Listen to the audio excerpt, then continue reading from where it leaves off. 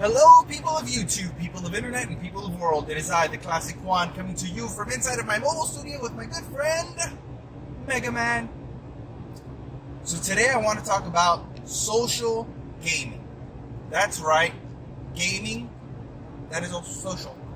So we have lost, I think, the socialness of gaming here recently. And in reading articles and trying to understand the psyche of the human person, it seems like we've moved further and further away from gaming actually being the social fun activity that it once was, and pushed into this detrimental, violent, and socially awkward thing.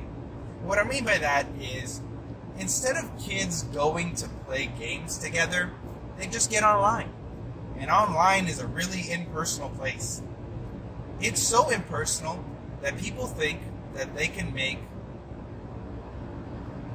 a-hole remarks to other people, be racist, be violent, be threatening, and just all around jerks while on the internet. I'm talking about 8-year-old kids yelling at full-grown men about how fat their mama is. And that's just dumb. It's just dumb. Because we all know that, quite frankly, if that 8-year-old was sitting next to that grown man, he wouldn't be saying anything remotely near that. And that is the problem. There once was a time where there existed places, small cutouts of malls, where there used to live a place called an arcade. There was no bar attached to this arcade. They didn't sell food at this arcade. Maybe snacks, chips, candy, basic stuff. It was just video games. Just endless supply of video games. Your parents would give you $5. You'd meander over there by yourself alone in a mall. Not even a teenager yet. You put your money in the machine. It spits out quarters. And there you go. Hours of fun. Hours of fun. And that was social. There was other people there. You could walk up to a Street Fighter machine and challenge a random stranger. And if you lost, you were a good sport about it, because that guy was bigger than you and you said something jerky, chances are you're going to get punched in the face. And if you won and that guy was bigger than you, then you wouldn't be a jerk about it, because chances are you get punched in the face. What I'm saying is, we've lost respect for the sense of competition of video games. We've lost that.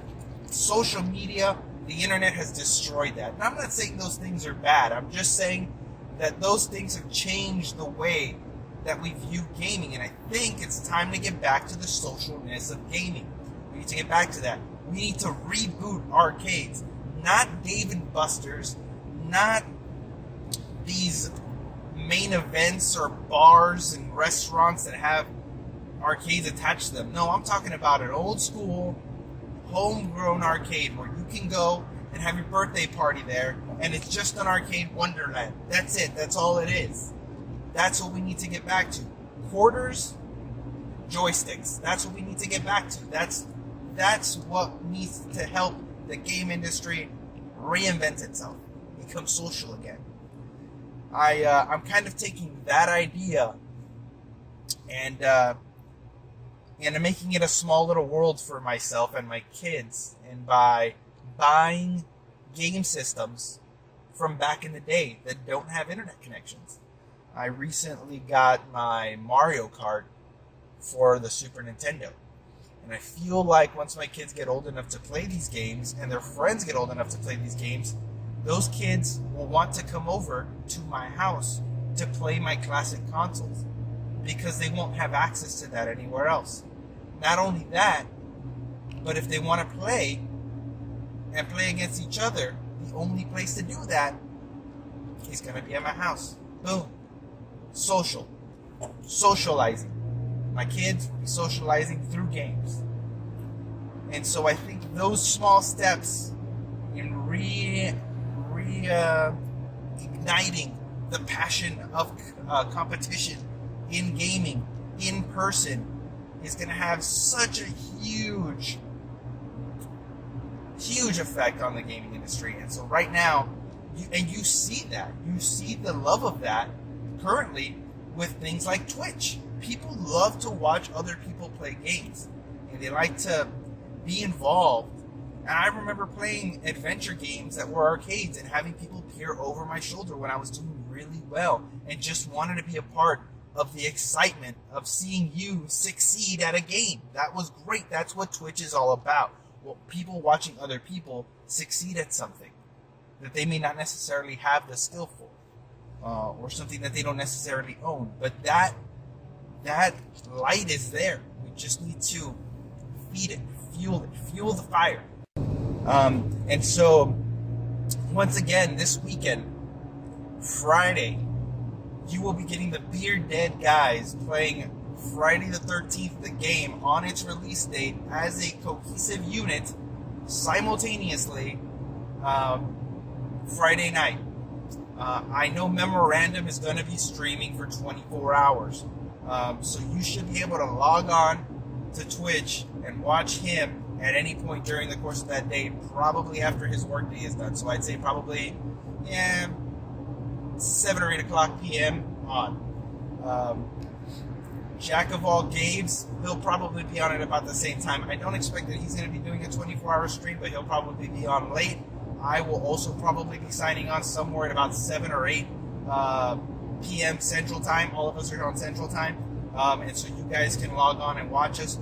We will also have a link that I will put below this video, and that will also be available on our Twitch account, that you can click and watch all 3 of our streams simultaneously. And I think that will hopefully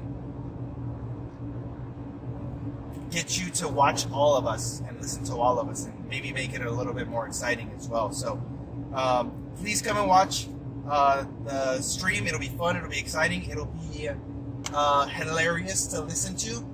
Plus Memo, he doesn't do so good with horror games at night, so he's kind of a little wuss when it comes to that. And so that'll be exciting and entertaining to watch, and probably really funny. We will obviously be drinking and having a good time, so we look forward to your insightful and hilarious remarks. And come drink with us, come play with us, and come enjoy the funness of social gamingness. Until we see you on Friday, keep it classic.